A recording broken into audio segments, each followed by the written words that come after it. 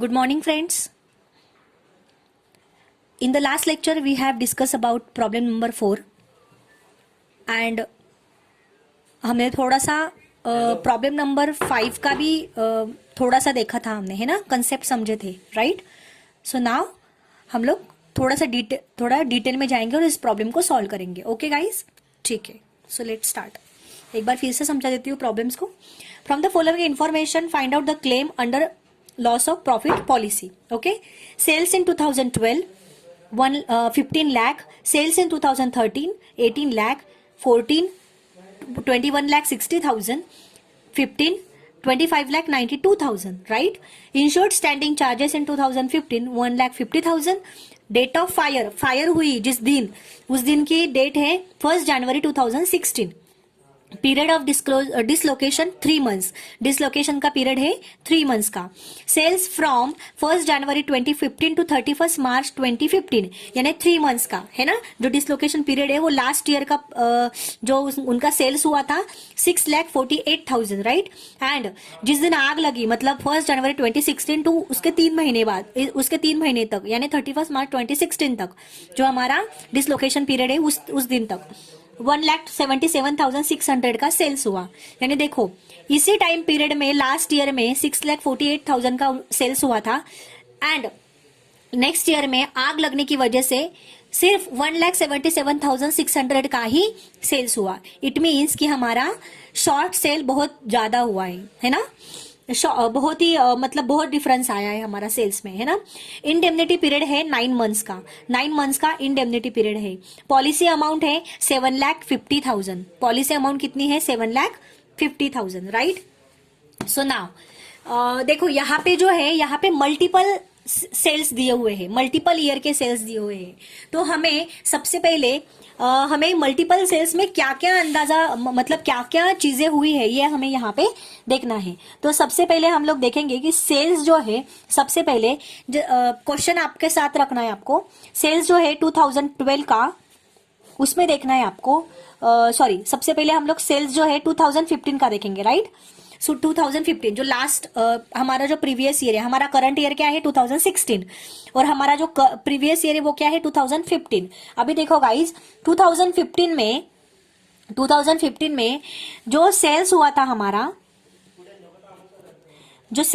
हमारा, वो है 25,92,000, राइट.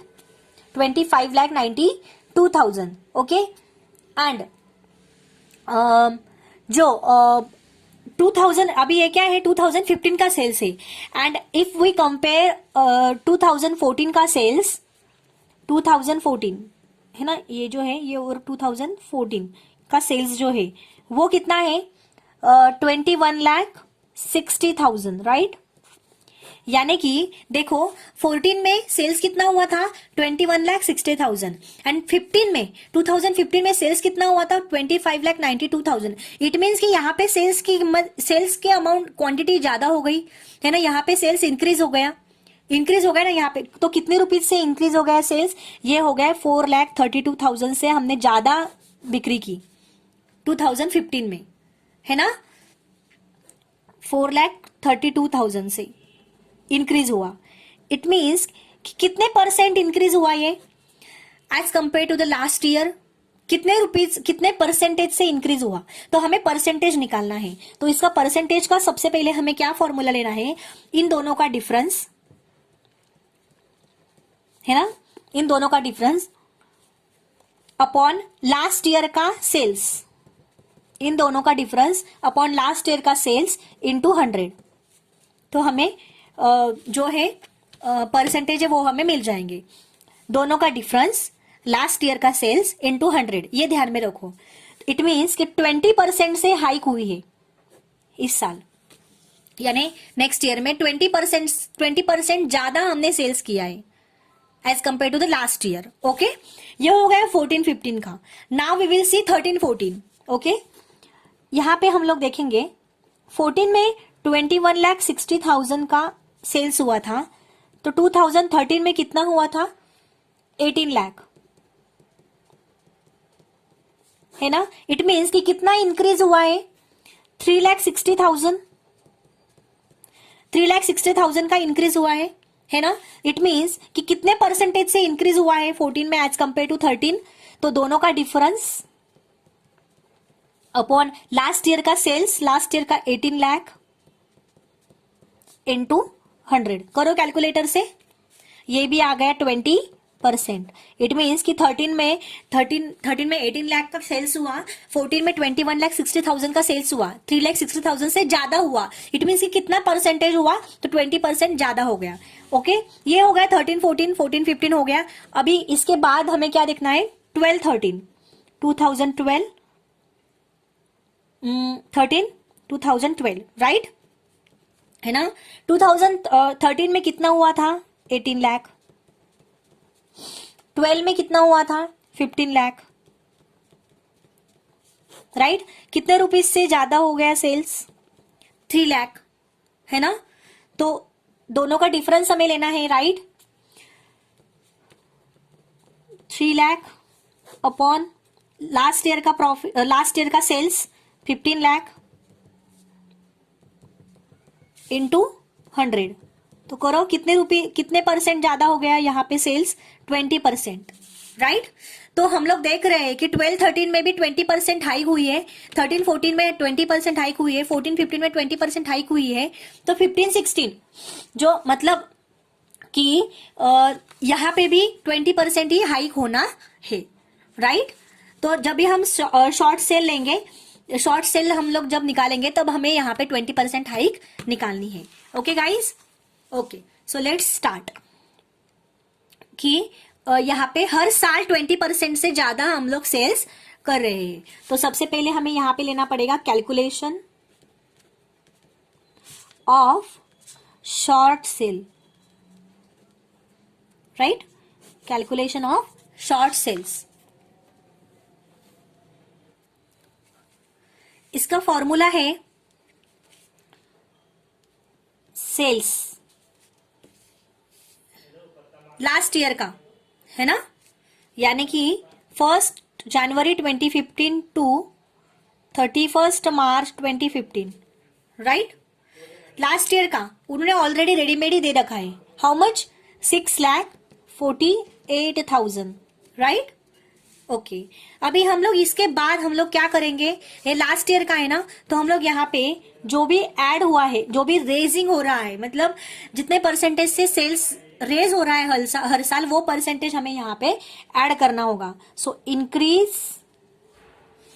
बाय 20%. सो 6,48,000 का 20% कितना हो गया, 1,29,000. ओके. सो इसका टोटल कितना हो गया, 7,77,600. सॉरी, यहाँ पे 1,29,600 आएगा, 7,77,600. ओके. सो इसमें से हम लोग क्या लेस करते हैं, आप सबको पता है, करंट ईयर का सेल्स. करंट ईयर का सेल्स यानी कौन सा, डिसलोकेशन पीरियड का. Okay. 1 January 2016 to 31 March 2016. Okay. तो कितना हुआ यहाँ पे सेल्स, 1,77,600. तो शॉर्ट सेल कितना रुपीज का हो गया,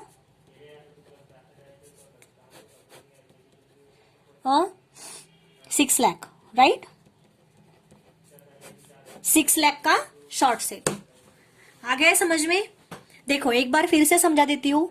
सेल से हमारा मतलब यहाँ पे क्या होता है, जो डिसलोकेशन पीरियड है उसका सेल्स हम लोग यहाँ पे लेते हैं शॉर्ट सेल निकालने के लिए, कि हमारा जो हमारा डिसलोकेशन पीरियड हुआ है, मतलब डिसलोकेशन किस वजह से होता है, बिजनेस में डिस्टर्बेंस हो जाता है आग लगने की वजह से. तो जो हमारा नॉर्मल बिजनेस होता है उसमें डिस्टर्ब आ जाता है.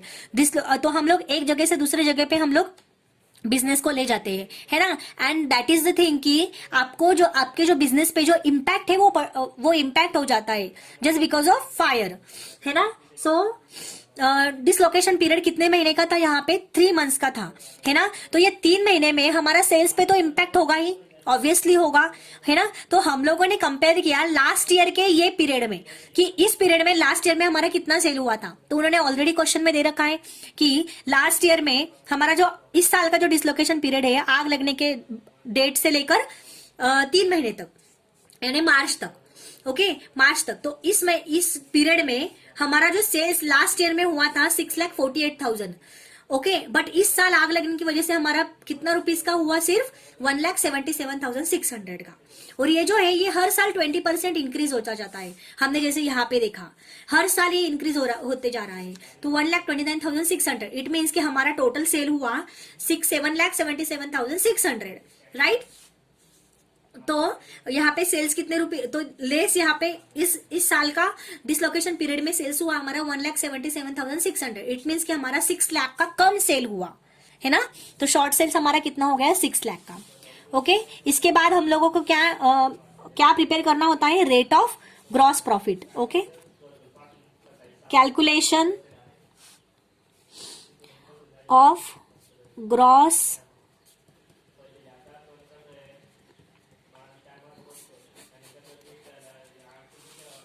Calculation of gross profit rate. तो यहाँ इसका फॉर्मूला क्या है, नेट प्रॉफिट लास्ट ईयर का है ना, plus insured standing charges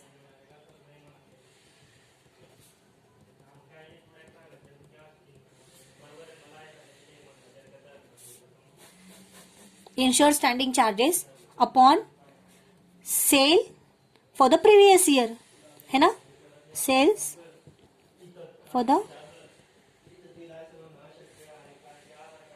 previous year, right.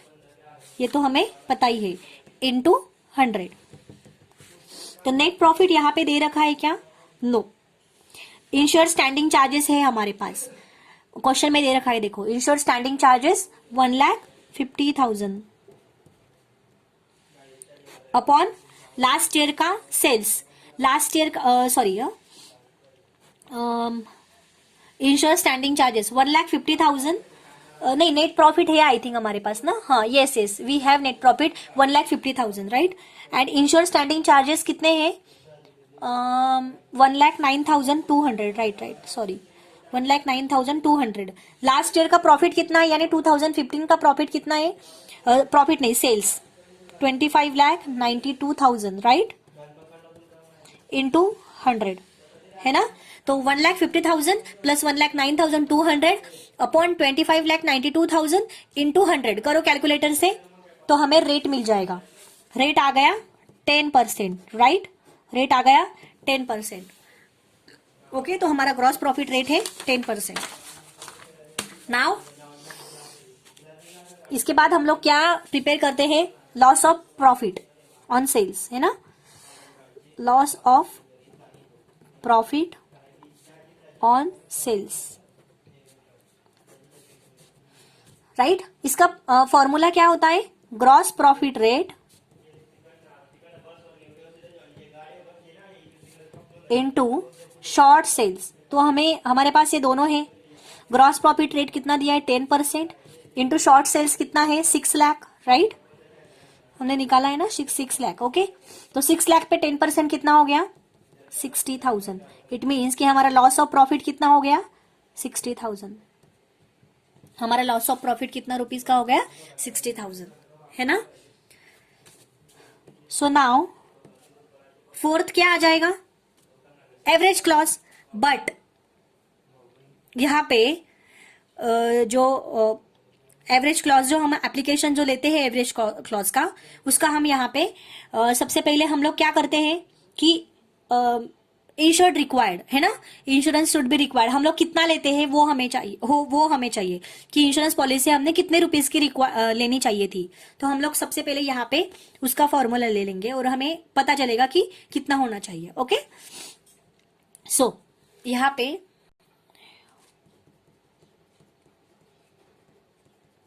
Insurance cover required, अभी यहाँ पे क्या आ जाएगा, हमारा रेट जो ग्रॉस प्रॉफिट रेट है 10% इंटू क्या आ जाएगा, लास्ट ईयर का सेल्स, राइट, लास्ट ईयर का सेल 25,92,000 प्लस इस पे 20% हो जाएगा ना इंक्रीज, 20% इंक्रीज हो जाएगा यहाँ पे, यानी कितना हो गया ये 10% इंटू 25,92,000 प्लस 20%, कर दो आप इसका टोटल, कितना हो गया? 31,10,400। तो इसका 10% कितना हो गया? 3,11,040। इट मीन्स कि हमारा इंश्योरेंस पॉलिसी का अमाउंट इतना होना चाहिए, तभी आपका पूरा 60,000 आपको क्लेम हो जाएगा। जो आपका लॉस हुआ है वो पूरा हो जाएगा। तो इंश्योरेंस कवर इतना होना चाहिए।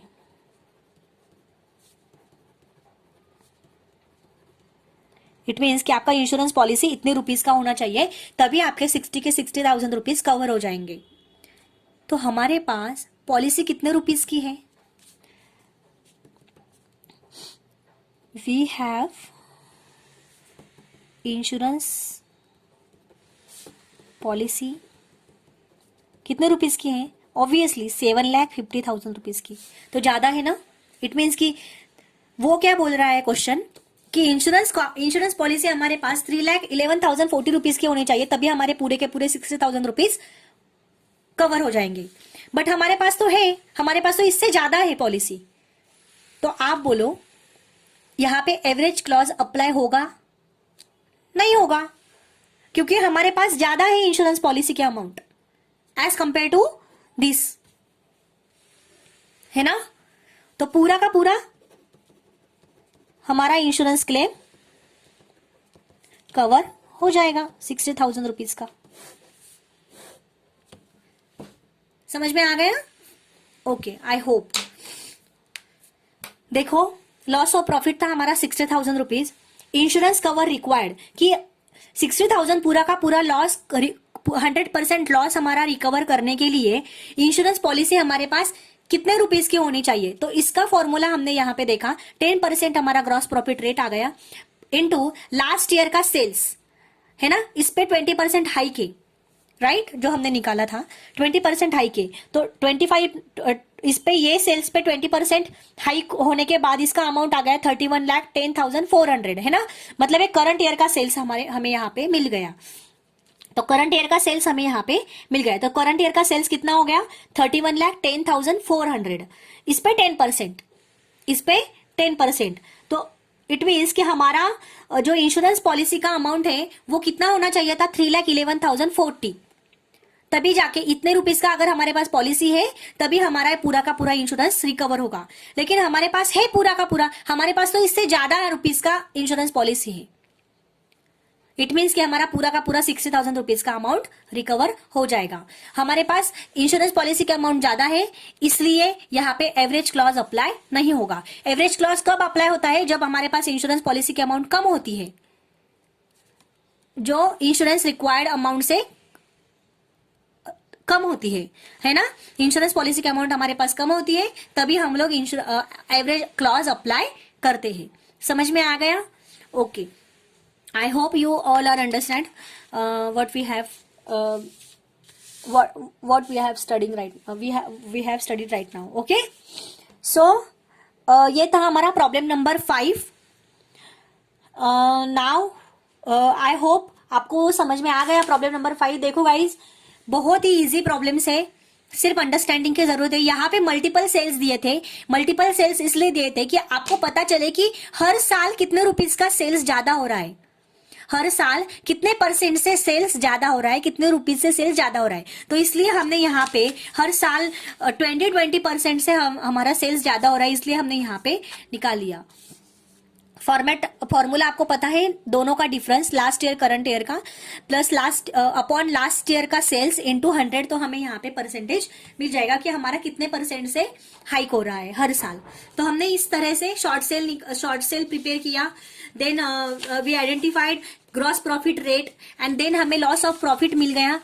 एंड हमने इंश्योरेंस कवर रिक्वायर्ड के जरिए हमने इंश्योरेंस पॉलिसी हमारी कितने रुपीज की होनी चाहिए वो हमने देखी। लेकिन हमारे पास इंश्योरेंस पॉलिसी उतने रुपीज की है ना। तो हमारा पूरा का पूरा 60,000 रुपीज का क्लेम हो जाएगा।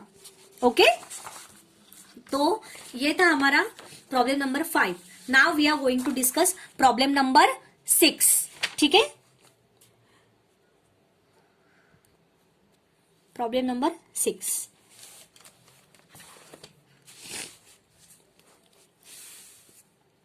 ये इंपॉर्टेंट है क्या नहीं, हम लोग पहले देखेंगे। प्रॉब्लम नंबर 6,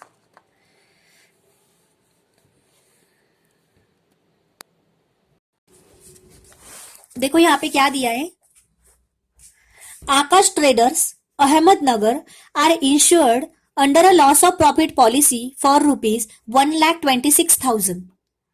ओके, उन्होंने loss of profit policy, insurance की पॉलिसी कितने रुपीज की निकाली है? ₹1,26,000 की। Their books of accounts are closed on 31st December each year.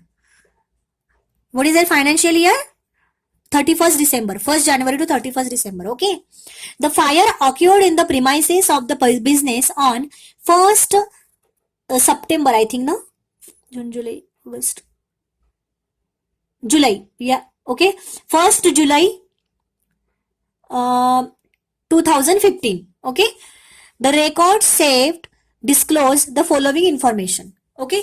जो फॉलोइंग इंफॉर्मेशन है वो सेव हुए, वो बच गए, जो भी इंफॉर्मेशन रिकॉर्ड्स थे, ठीक है। तो इसके जरिए हमें इंफॉर्मेशन मिल गई कि टर्नओवर यानी सेल्स लास्ट 30 जून 2015 तक का जो 30 जून 2015 तक का सेल्स था 14,40,000। टर्नओवर यानी sales. Okay, turnover during the year ended 31st December 2014 तक का था 12 लाख। ओके,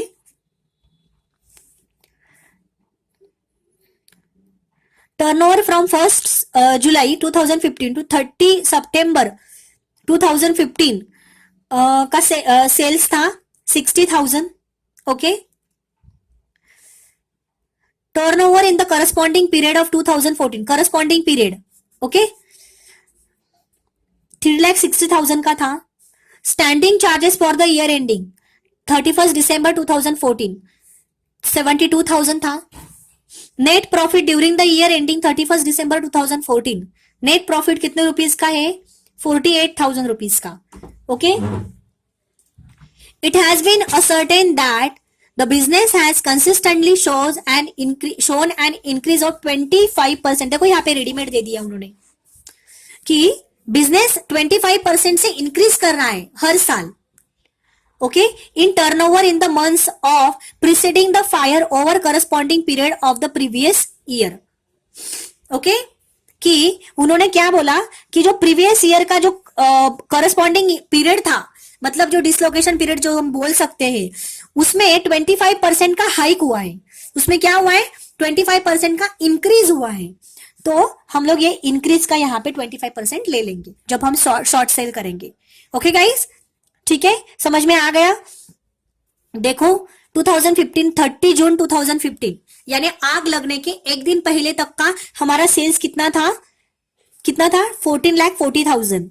लास्ट ईयर का हमारा सेल्स था 12 lakh.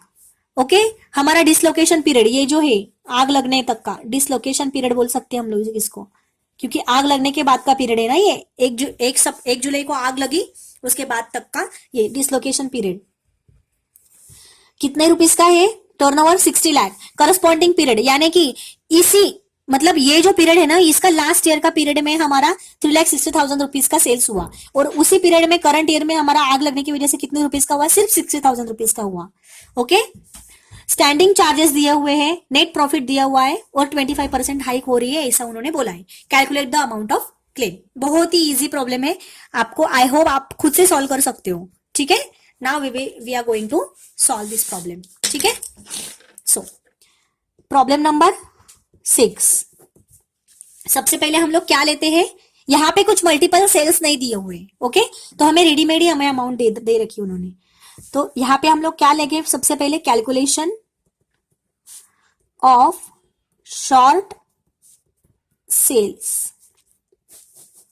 Calculation of short sales क्या होता है? शॉर्ट सेल, सेल्स ऑफ 2014 यानी वही जो 1 जुलाई 2014 टू 30 सितंबर 2014 यानी लास्ट ईयर का है ना। कितने रुपीस का हुआ है? 3,60,000। ऐड, इसमें कितना ऐड होगा? इंक्रीज हो रहा है ना 25%, तो 3,60,000 पे 25% कितना हो गया? 90,000, राइट? तो 360 प्लस 90, 4,50,000. ओके, 4,50,000 ये हो गया लास्ट ईयर का, जो हम बोल सकते हैं इतना एक्सपेक्टेड होना था, राइट? इतना एक्सपेक्टेड होना था इस साल में, लेकिन कितना हुआ लेस? कितना सेल्स हुआ?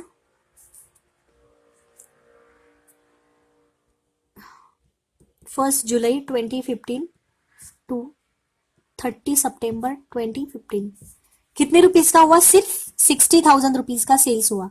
इट मीन्स कि हमारा कितना कम सेल्स हुआ? कितना कम सेल्स हुआ? 3,90,000 रुपीज का हमारा शॉर्ट सेल हुआ. ओके गाइस, आ गया समझ में? Okay, now calculation of gross profit rate. Calculation of gross profit rate क्या है इसका फॉर्मूला? इसका फॉर्मूला है net profit plus insured standing charges upon sales for the previous year, right?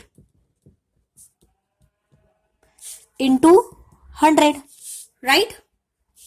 ये इसका फॉर्मूला है. So we have net profit of the last year कितना है? 48,000 प्लस स्टैंडिंग चार्जेस कितने दे रखे हैं? 72,000, राइट? अपॉन लास्ट ईयर का सेल्स कितना है? लास्ट ईयर का सेल्स कितना है? देखो, turnover during the year ended 31 दिसंबर 2014, देखो 12 लाख लास्ट ईयर का इंटू 100. तो बोलो रेट कितना आ गया? करो calculation. 48,000 plus 72,000 upon 12 lakh into 100 कितना आ गया? 10%. कितना आ गया? 10%. ओके, तो ये आ गया हमारा ग्रॉस प्रॉफिट रेट. इसके बाद हम लोग क्या प्रिपेयर करते हैं? Loss of profit on sales.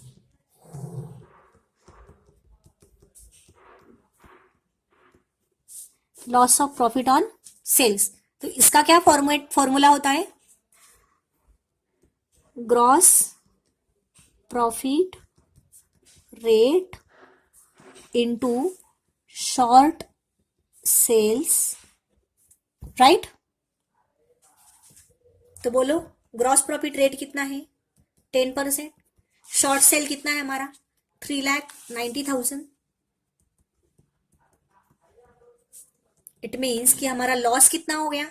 3,90,000 पे 10%, 39,000 हमारा लॉस हो गया. 39,000 हमारा क्या हो गया? लॉस हो गया. 39,000 हमारा लॉस हो गया. इसके बाद व्हाट वी डू? ऑब्वियसली क्या करते हैं हम लोग? इंश्योरेंस कवर रिक्वायर्ड, कि हमारे पास इंश्योरेंस पॉलिसी कितने रुपीस की होनी चाहिए ये पूरा का पूरा अमाउंट रिकवर होने के लिए. तो हम लोग यहाँ पे लेते हैं इंश्योरेंस. सबसे पहले यहाँ पे एवरेज क्लॉज, यहाँ पे application of, okay, application of average clause. सबसे पहले यहाँ पे क्या आता है? इंश्योरेंस कवर रिक्वायर्ड, कि कितने इंश्योरेंस की अमाउंट होनी चाहिए.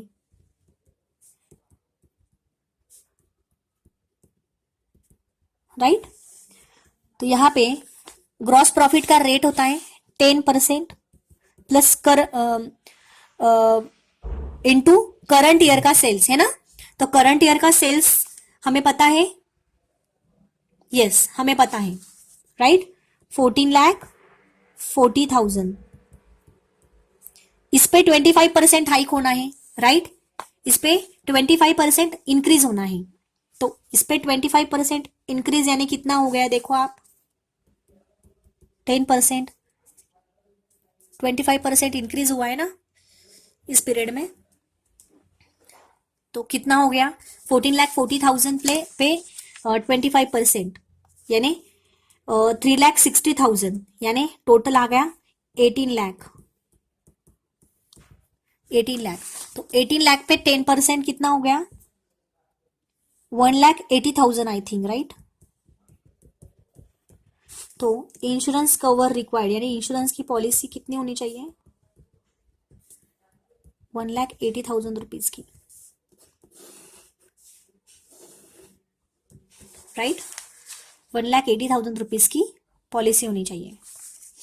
हमारे पास कितने रुपीज की पॉलिसी है 1,26,000 रुपीज की। हमारे पास पॉलिसी की अमाउंट कितनी रुपीज की है 1,26,000 की। We have insurance policy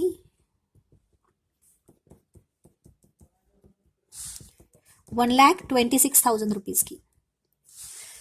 question क्या बोल रहा है कि अगर आपके पास 1,80,000 रुपीज का पॉलिसी है तभी आपके पूरे के पूरे जो लॉस है आपका वो रिकवर होगा। है क्या हमारे पास 1,80,000 रुपीज की? नहीं, कम है ना, कम है हमारे पास, कम है, तो पूरा का पूरा रिकवर होगा क्या? नहीं होगा। तो यहाँ पे इसलिए यहाँ पे एवरेज क्लॉज अप्लाई होगा। समझ में आ गया गाइस? लास्ट प्रॉब्लम में क्या था, लास्ट प्रॉब्लम में क्या हुआ था 3,11,000 समथिंग इतनी पॉलिसी होनी चाहिए थी। हमारे पास कितने रुपीज की थी 7,50,000 रुपीज की। इट मीन्स कि हमारे पास थी उतनी जितनी होनी चाहिए उससे ज्यादा थी, तो इसलिए पूरा का पूरा 100% उस टाइम पे हो गया था इंश्योरेंस रिकवर। बट यहाँ पे उन्होंने क्या बोला है कि इंश्योरेंस पॉलिसी हमारी 1,80,000 रुपीज की होनी चाहिए तभी आपके पूरे 100% रिकवर होंगे, राइट। तो हमारे पास है क्या इतने रुपीज की पॉलिसी? नहीं है, हमारे पास सिर्फ 1,26,000 रुपीज की पॉलिसी है। तो पूरा का पूरा रिकवर 100% होगा क्या? नहीं होगा, है ना। तो इसलिए यहाँ पे एवरेज क्लॉज अप्लाई होगा, क्योंकि एवरेज क्लॉज अप्लाई करने के बाद हमें पता चलेगा कि हमें कितने रुपीज का क्लेम अप्लाई करना पड़ेगा, है ना। हमारा क्लेम कितने रुपीज का सेटल होगा। ओके, तो एक मिनट। तो यहाँ पे क्या होगा फिर एवरेज क्लॉज हमें निकालना होगा, राइट। तो यहाँ पे मैं लिखूंगी अमाउंट ऑफ क्लेम। तो क्या होता है एवरेज क्लॉज का फॉर्मूला क्या है, amount of policy taken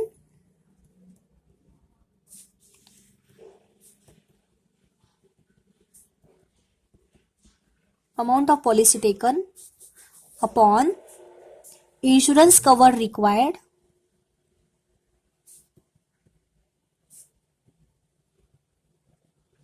into loss of profit.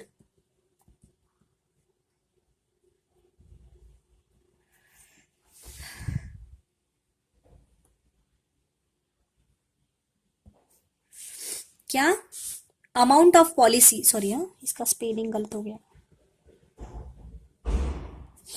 Amount of policy taken, आपने कितने रुपीज की इंश्योरेंस पॉलिसी ली है, अपॉन इंश्योरेंस कवर रिक्वायर्ड, कितने रुपीज का इंश्योरेंस चाहिए हमने जो अभी निकाला वो, and into loss of profit. Okay, तो amount of policy we have taken how much rupees 1,26,000, right, upon insurance cover required. Insurance cover required हमने यहाँ पे आइडेंटिफाई किया, निकाला हमने यहाँ पे कितने रुपीज का चाहिए 1,80,000 रुपीज का, इंटू लॉस ऑफ प्रॉफिट कितने रुपीज का है, लॉस ऑफ प्रॉफिट 39,000 का है ना।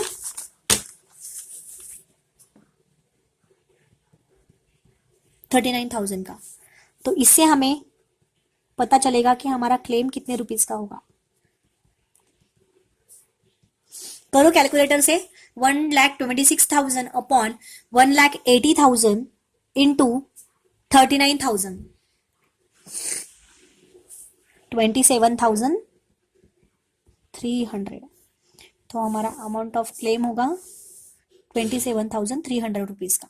लॉस कितना हुआ है 39,000, क्लेम कितना होगा 27,300 जस्ट बिकॉज ऑफ हमारे पास लेस इंश्योरेंस पॉलिसी है। ओके समझ में आ गया? आई होप आप सबको समझ में आ गया होगा। ओके गाइस, तो ये था हमारा प्रॉब्लम नंबर 6। एक बार फिर से समझा देती हूँ। शॉर्ट सेल हमने किया लास्ट ईयर, हमारी मतलब हमारे बिजनेस को आग लगी 1 जुलाई को। उसके बाद हमारा डिसलोकेशन पीरियड उन्होंने ही दे रखा है 30 सितंबर तक का, राइट? तो 1 जुलाई से लेकर 30 सितंबर तक हमारा लास्ट ईयर में हमारा सेल्स हुआ था 3,60,000 रुपीज का। ओके 3,60,000 रुपीज का। उस पर 25% इंक्रीज उन्होंने बोला है, तो 25% इंक्रीज हो गया 90,000। तो इट मीन्स कि हमारा लास्ट ईयर में 4,50,000 रुपीज का एक्सपेक्टेड था। ओके 4,50,000 रुपीज का हमें होना चाहिए था सेल्स इस साल में, इस पीरियड में। लेकिन कितने रुपीज का हुआ? सिर्फ 60,000 रुपीज का हुआ। इट मीन्स कि हमारा कम सेल्स कितने रुपीज का हुआ? 3,90,000 रुपीज का कम हुआ हमारे पास sales, just because of fire. Okay तो हमारे पास शॉर्ट सेल्स कितने रुपीज का आया? 3,90,000 रुपीज का। तो हमने ग्रॉस प्रॉफिट रेट निकाला। ग्रॉस प्रॉफिट रेट हमने फॉर्मूला से निकाला, net profit plus insurance standing charges upon last year का सेल्स इंटू 100। ओके हमारे पास सारे अमाउंट्स थे। 10% हमारा ग्रॉस प्रॉफिट रेट है कि हर साल हमें ग्रॉस प्रॉफिट कितने रुपीज का होता है? 10% होता है सेल्स पे। ओके तो लॉस ऑफ प्रॉफिट हमने निकाला कि हमारा लॉस कितना हुआ। देखो सेल्स कितना कम हुआ? 3,90,000। 3,90,000 पे 10% यानी हमारा प्रॉफिट कितना होना चाहिए था? 39,000 है ना?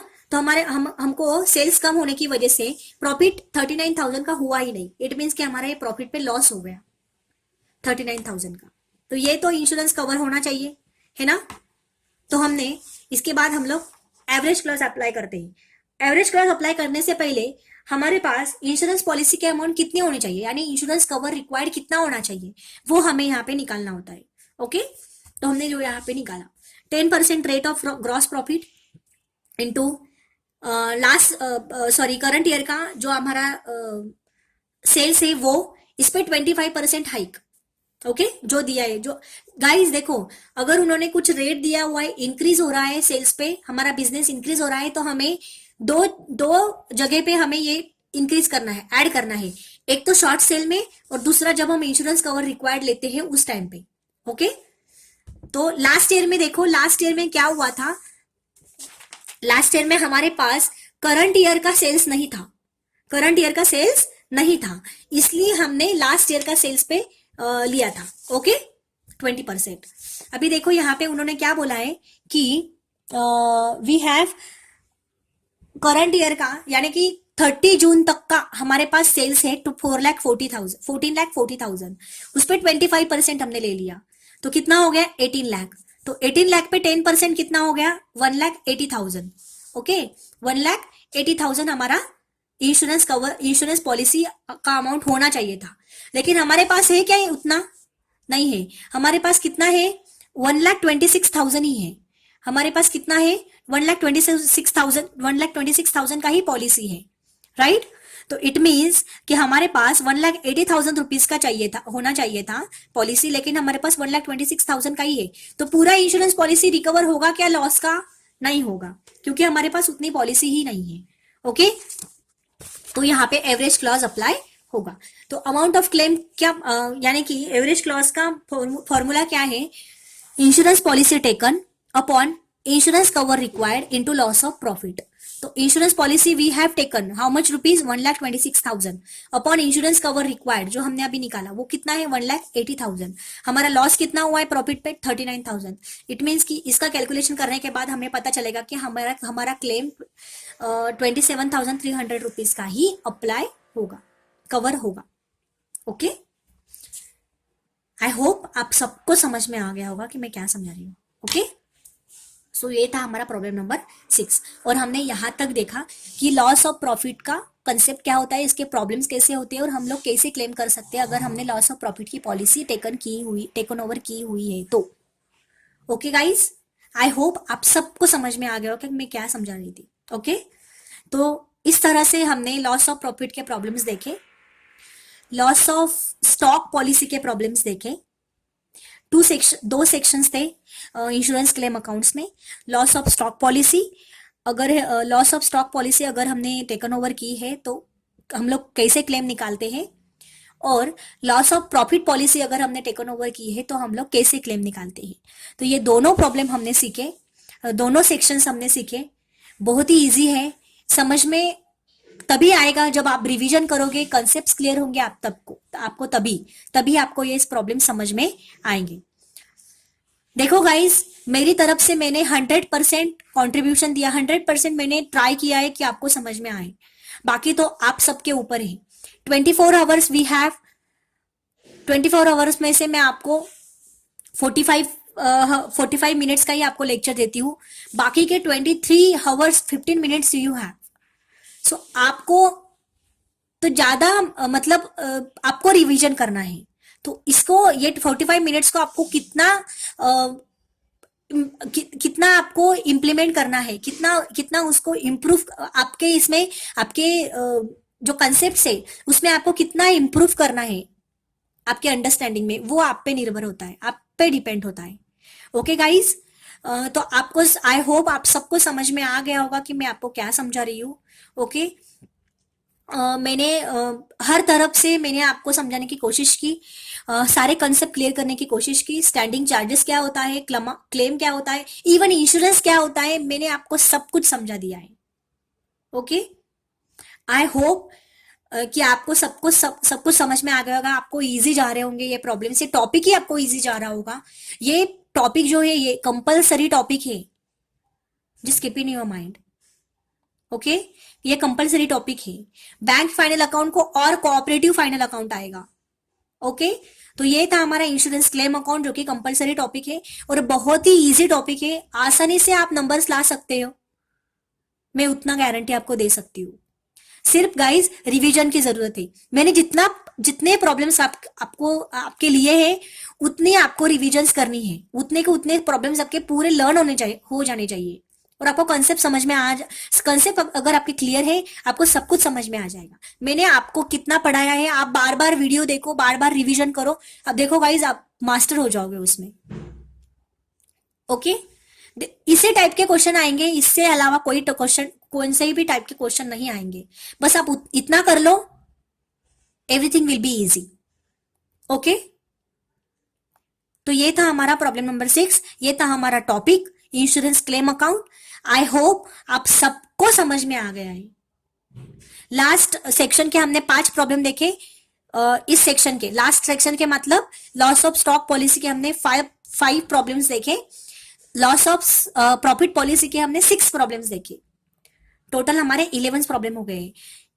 ये 5 और 6 प्रॉब्लम आप पूरा का पूरा प्रिपेयर करो, रिवीजन करो इसका, फिर बाद में आपको अगर लगता है कि हमने एक्स्ट्रा प्रॉब्लम सॉल्व करने चाहिए तो एक्स्ट्रा प्रॉब्लम सॉल्व करो। मैं इसका रिवीजन भी आपका लेने वाली हूँ, क्वेश्चन पेपर में कैसे कैसे प्रॉब्लम आए हम लोग क्वेश्चन पेपर के भी प्रॉब्लम्स लेने वाले हैं। ठीक है, तो डोंट वरी, आप बस इतना प्रिपेयर करो पहले, देन आप थोड़ा सा मूव करो। ओके, तो ये था हमारा टॉपिक इंश्योरेंस क्लेम अकाउंट, जो कि यहाँ पे खत्म होता है। नेक्स्ट लेक्चर में हम लोग हमारा नेक्स्ट टॉपिक शुरू करेंगे जो कि थ्योरेटिकल प्रॉब्लम है, थ्योरेटिकल टॉपिक है, वो है accounting standard and financial reporting, जो कि पूरा का पूरा थ्योरेटिकल टॉपिक है। हम लोग वो टॉपिक पढ़ेंगे नेक्स्ट लेक्चर में। ठीक है गाइस, तब तक आप लोग रिवीजन करो, विदाउट रिवीजन आपको कुछ भी समझ में नहीं आएगा। एग्जाम्स नजदीक है, प्लीज रिवाइज करो, रिवाइज करो, रिवाइज करो, इतना ही बोल सकती हूँ, बाकी तो आप सब पे ऊपर है। ओके, बैंक फाइनल अकाउंट का, कोऑपरेटिव सोसाइटी का रिवीजन करो। सबसे ज्यादा मतलब जो कंसेप्चुअल है, जो बहुत ज्यादा अंडरस्टैंडिंग की जरूरत है, वो है बैंक फाइनल अकाउंट। बाकी तो cooperative society and insurance claim account वो तो इजी है, आराम से आप लोग समझ में आ जाएगा आप लोगों को। ठीक है गाइज, तो please revise and revise. Okay, thank you so much, bye bye. And take care. Thank you. Bye.